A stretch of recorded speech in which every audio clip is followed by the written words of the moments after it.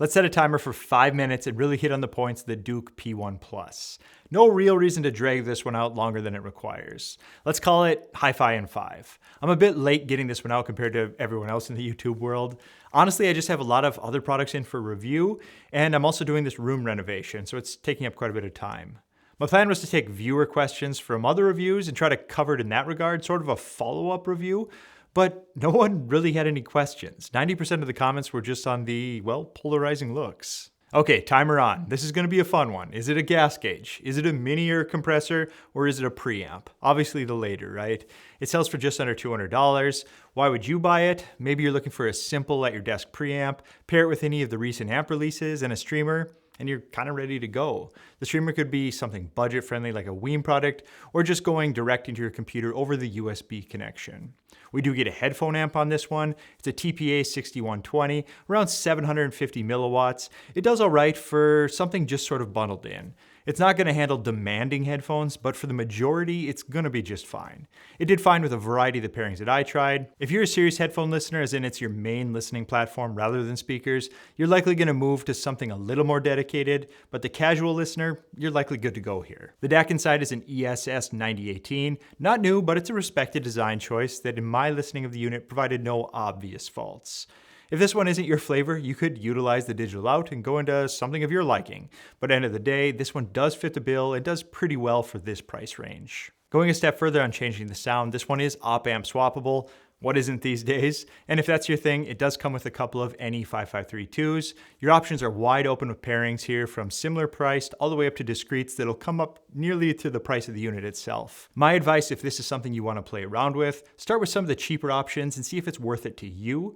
Not everyone is looking to be a critical listener. Some people just want to tinker, and that's okay too. We're not done on the sound tuning options yet. We have a pair of tubes on the top that'll have a mild effect on the sound. This is a tube buffer preamp, so the tubes won't do any of the actual amplification. Obviously, right, it's a preamp after all. In this case, they can still add a layer of what could be called beneficial distortion. It comes with Jan 5654s and can be replaced by a number of budget options out there. Last but not least, the final sound alteration comes from the available tone controls. Just push the tone button at the top here, and you can select between the treble and the bass. I'd avoid going too far in either direction. There's a lot of change available, but really on things like this, less is more, contrary to what your wife says. Be aware that the volume controls the RCA output, the 3.5 aux out, as well as the 3.5 headphone jack simultaneously. Good news there is the aux could be used as a sub out and will be volume controlled. Something missed on a number of other products. I mean, who doesn't like to adjust their subs volume manually every time you change the volume? Me, I don't like that, so good work there, Douk. We do get a remote, we have inputs, tone control, volume, as well as the ability to turn off the screen completely, which I do appreciate. And speaking of that screen, it's actually a nice little screen here. It's easily visible, and when you change the volume, it actually switches over to take up the whole screen momentarily for easier viewing if you're at something, like a greater distance than viewing at your desk. So what didn't I mention yet? What sticks out on this one? Could it be that giant VU meter coming out the top? You can cycle the colors, adjust sensitivity, get wild with the effects. It's certainly a novelty, not something to be used as a precision meter. It's fun, and it's on a fun product, so I think it fits this one just fine.